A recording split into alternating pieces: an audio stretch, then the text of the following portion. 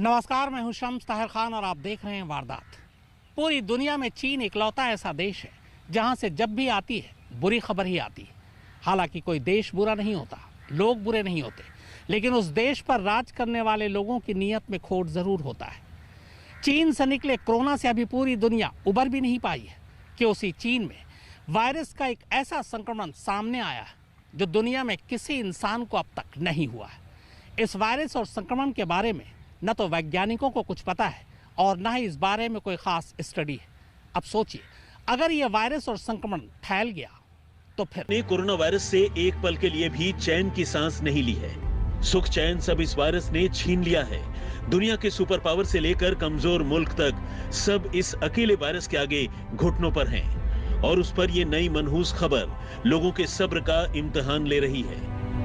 ये virus bird flu फैलाने वाले वायरस फैमिली का हिस्सा है। मतलब फ्लू फैलाने वाले वायरस का एक खास स्ट्रेन है। इस स्ट्रेन ने चीन के एक सूबे में एक शख्स को अपना शिकार बनाया है। बड़ी और खास बात यह है कि वायरस के जिस स्ट्रेन ने हमला किया है उसकी गिरफ्त में दुनिया में पहली बार कोई इंसान आया है। कोरोना को लेकर मचे हाहाकार के बीच चीन में बर्ड फ्लू वायरस के इस खास स्ट्रेन की दस्तक अनसुना नहीं किया जा सकता। चीन भले ये दिखावा कर रहा है कि टेंशन की कोई बात नहीं, लेकिन चीन की कथनी और करनी पर यकीन करना मतलब आफत को दावत देना है। कोरोना को लेकर भी चीन ने दुनिया को अंधेरे में रखा था। सवाल यह है कि बर्ड फ्लू वायरस के जिस स्ट्रेन ने इंसानी शरीर में घुसपैठ की है वो कितना घातक और संक्रामक है और चीन के किस हिस्से में हुआ है इस स्ट्रेन का अटैक। बर्ड फ्लू के इस नए स्ट्रेन के बारे में बताया जा रहा है कि ये रेयर है। रेयर इसलिए क्योंकि वायरस के इस नए स्ट्रेन को पहले कभी भी नहीं देखा गया। अभी चीन के पूर्वी जियांगसू प्रांत में यह मामला सामने आया है। इससे संक्रमित होने वाले शख्स की उम्र 41 साल है। झेजियांग शहर में रहने वाले इस शख्स में शुरुआती लक्षण दिखे। बुखार के दूसरे लक्षणों के बाद 28 अप्रैल को उसे अस्पताल में भर्ती किया गया। चीन के राष्ट्रीय स्वास्थ्य आयोग ने यह जानकारी दी है। सरकारी टीवी CGTN के मुताबिक पीड़ित की हालत अभी स्थिर है। समझ में नहीं आता कि चीन ने अपनी आस्तीन में कितने वायरस पाल रखे हैं, मगर रेयर बर्ड फ्लू का यह मामला चिंता बढ़ाने वाला है। बर्ड फ्लू के इस स्ट्रेन को H10N3 का नाम दिया गया है। 28 मई को चीन के राष्ट्रीय स्वास्थ्य कमीशन ने H10N3 के संक्रमण की पुष्टि भी कर दी। दुनिया इस बार अलर्ट तो है, मगर बार बार चीनी वायरसों की खबर से गुस्से में भी है। अब ये कुदरती तौर पर फैला वायरस है या फिर चीन की कोई शातिर चाल, ये तो अभी फिलहाल नहीं कहा जा सकता। हालांकि चीन की पूरी कोशिश है कि वो इस वायरस के H10N3 स्ट्रेन से हुए इंसानी संक्रमण को कमतर दिखा सके। चीन ये जता रहा है कि ये बेहद मामूली संक्रमण है और इससे डरने की जरूरत नहीं है, मगर ये तो चीन ने कोरोना के शुरुआती वक्त में भी कहा था। चीनी स्वास्थ्य अधिकारियों का कहना है कि यह संक्रमण एक छिटपुट केस है जो पोल्ट्री फार्म में काम करने वाले लोगों को हो जाता है। चीनी अधिकारी ये दावा कर रहे हैं कि इस संक्रमण के महामारी की शक्ल अख्तियार करने की आशंका बेहद कम है। एक तरफ चीन संक्रमण के इस मामले को मामूली बता रहा है, तो वहीं दूसरी तरफ उन तमाम लोगों की खोज शुरू कर दी गई है जो पीड़ित शख्स के संपर्क में आए थे। यहाँ आपको बता दें कि चीन में एवियन इन्फ्लुएंजा यानी बर्ड फ्लू के कई स्ट्रेन मौजूद हैं और इनमें से कुछ इंसानों को भी संक्रमित कर चुके हैं। यूं तो बर्ड फ्लू का H10N3 स्ट्रेन अमूमन परिंदों में पाया जाता है और इसके बड़े पैमाने पर फैलने का जोखिम कम ही माना जाता है, लेकिन अभी तक H10N3 स्ट्रेन के व्यवहार और उसके असर की जो जानकारियां हमारे पास हैं वो परिंदों पर हुई रिसर्च के आधार पर है।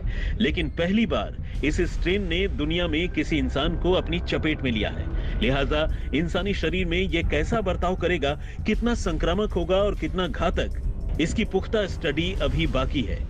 बर्ड फ्लू के H10N3 स्ट्रेन से संक्रमित होने वाले शख्स के बारे में भी यह खबर नहीं है कि वो इसकी चपेट में आया कैसे। एवियन इन्फ्लुएंजा यानी बर्ड फ्लू के कई स्ट्रेन इंसानों को संक्रमित कर सकते हैं। खास तौर पर वो लोग संक्रमित होते हैं जो मुर्गियों या पक्षियों के करीब रहते हैं। परिंदों में जो स्ट्रेन होता है वो H5N8 है, जो इंसानों के लिए कम जोखिम वाला है।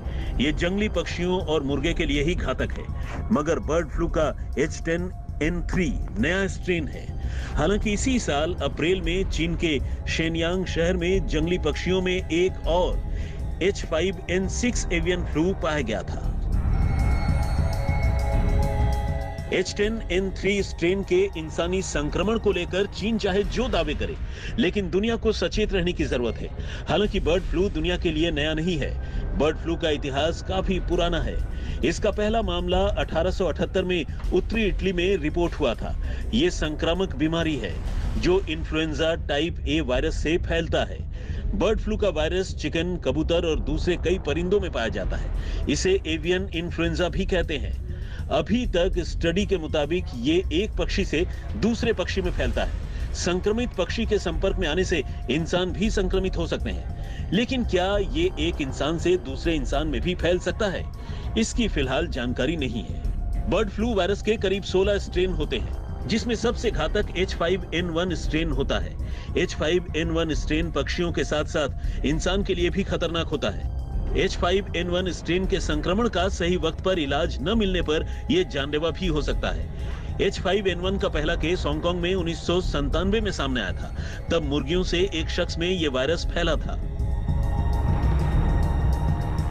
और तो और चीन में बर्ड फ्लू के इस नए स्ट्रेन के अलावा कोरोना के नए मामले फिर से अपने पांव पसारने लगे हैं। ड्रैगन के देश में फिर से नए केस मिल रहे हैं, जिसकी वजह से चीन के कुछ शहरों में लॉकडाउन तक लगा दिया गया है। पिछले कई महीनों से चीन में कोरोना के नए मामले आना तकरीबन बंद हो गए थे, लेकिन अचानक फिर से कोरोना के मरीज मिलने लगे हैं, जिसके बाद चीन ताबड़तोड़ तरीके से लोगों का कोरोना टेस्ट करवा रहा है।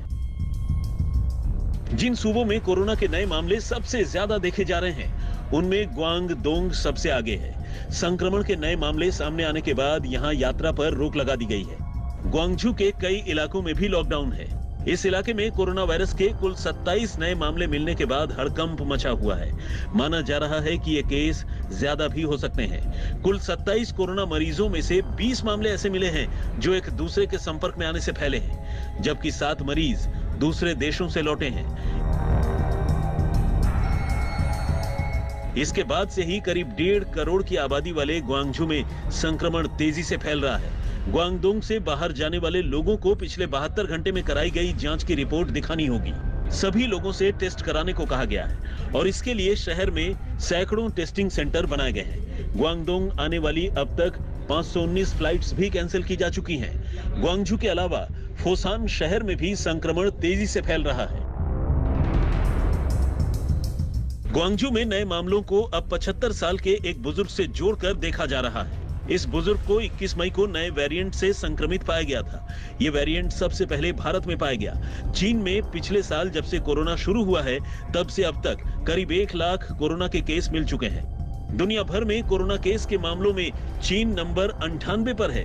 यानी जहां से कोरोना शुरू हुआ, जहां सबसे पहले कोरोना ने लोगों को शिकार बनाया, हजारों लोगों की जान ली, वो देश आज दुनिया में 98 नंबर पर है। जबकि अमेरिका और भारत जैसे बड़े देश पहले और दूसरे नंबर पर।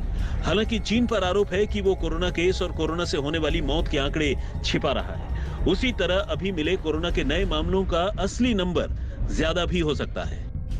चीन का झूठ अब ज्यादा दिनों तक छुपा नहीं रह पाएगा, क्योंकि कोरोना वायरस की उत्पत्ति की जांच को लेकर अमेरिकी खुफिया एजेंसियों ने अपनी कोशिशें तेज कर दी हैं। अमेरिकी राष्ट्रपति जो बाइडेन ने 90 दिनों के अंदर जांच के नतीजों की उम्मीद जताई है।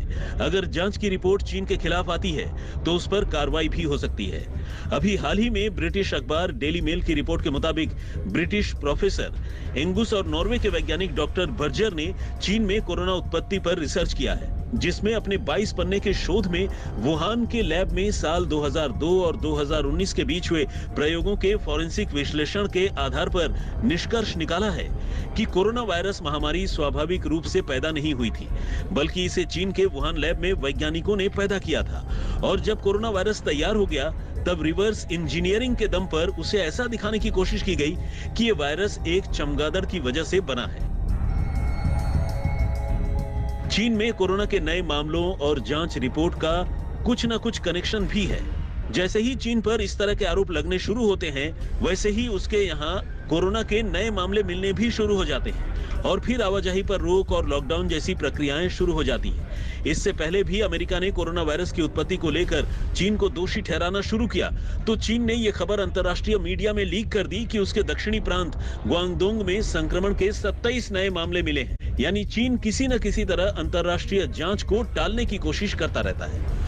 पूर्व अमेरिकी राष्ट्रपति डोनाल्ड ट्रंप की सरकार में फूड एंड ड्रग एडमिनिस्ट्रेशन के कमिश्नर रहे स्कॉट गॉटलिब और टेक्सास के children's hospital center for vaccine development के को डायरेक्टर पीटर होट्स के मुताबिक कोविड-19 के ओरिजिन का पता लगाने और भविष्य में महामारियों का खतरा रोकने में चीन की सरकार को दुनिया की मदद करनी चाहिए। गॉटलिब का कहना है कि चीन की वुहान लैब से कोविड का वायरस लीक होने की थ्योरी को पुख्ता करने वाली जानकारी में इजाफा हुआ है। साथ ही चीन ने इस थ्योरी को गलत साबित करने के कोई सबूत भी नहीं दिए हैं।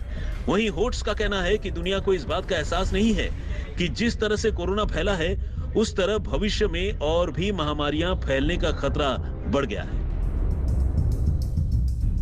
चीन अभी भी चाहे तो दुनिया को आने वाली महामारियों से बचा सकता है, लेकिन वो ऐसा करेगा इसकी उम्मीद कम ही है, क्योंकि अगर उसे सुपर पावर बनना है तो उसे दुनिया को इसी तरह उलझा कर रखना होगा। अब आते हैं चीन के रुख पर। अमेरिका चीन को कोरोना का दोषी मानता है तो चीन अमेरिका को इसका गुनहगार बता रहा है। अमेरिका ने वुहान लैब पर उंगलियां उठाई तो चीन ने अमेरिका के फोर्ट डेट्रिक मिलिट्री लैब को घेरे में ले लिया।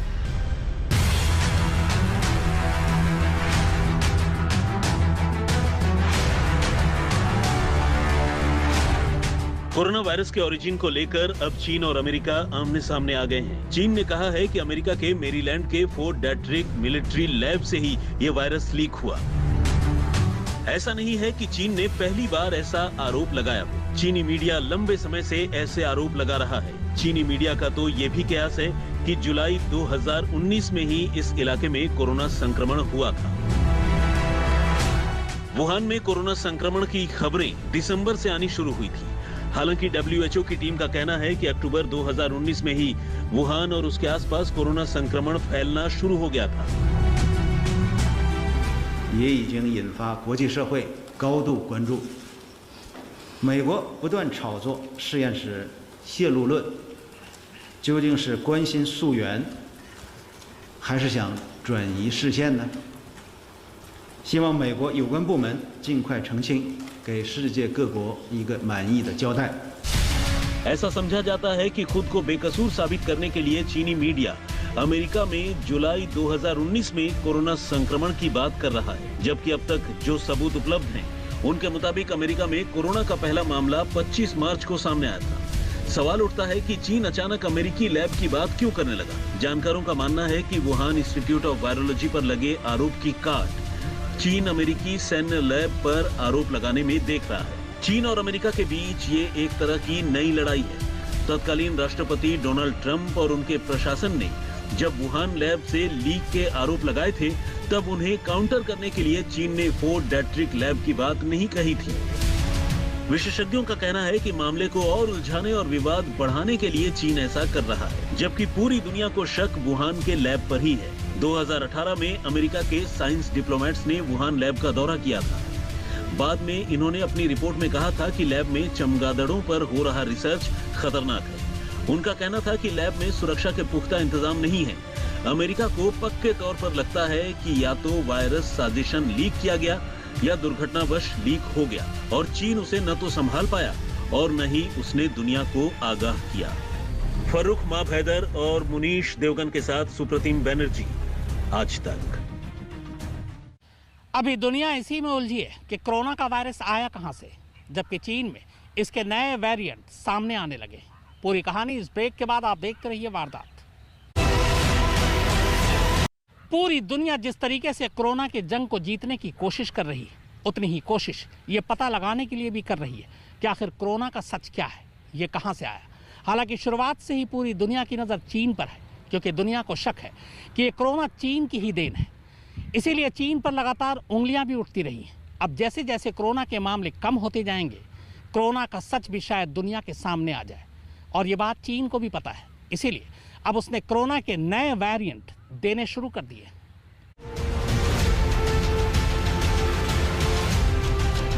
कोरोना को लेकर चीन तो खैर पहले से ही शक के घेरे में है, उस पर सबूत छिपाने और People who've investigated say it likely was the emergence from an animal reservoir that then infected individuals, but it could have been something else, and we need to find that out. So, that's the reason why I said I'm perfectly in favor of any investigation that looks into the origin. Intelligence community to redouble their efforts to collect and analyze information that could bring us closer to a definitive conclusion and to a report back to him. Early 2020, the president called for the CDC to get access to China to learn about the virus so we could fight it more effectively. And we will continue to press China to participate in a full, transparent, evidence-based international investigation with the needed access to get to the bottom of a virus that's taken more than 3 कोशिश की गई। आज तक bureau. तो वारदात में फिलहाल इतना ही, मगर आज तक पर खबरों का सिलसिला लगातार जारी है।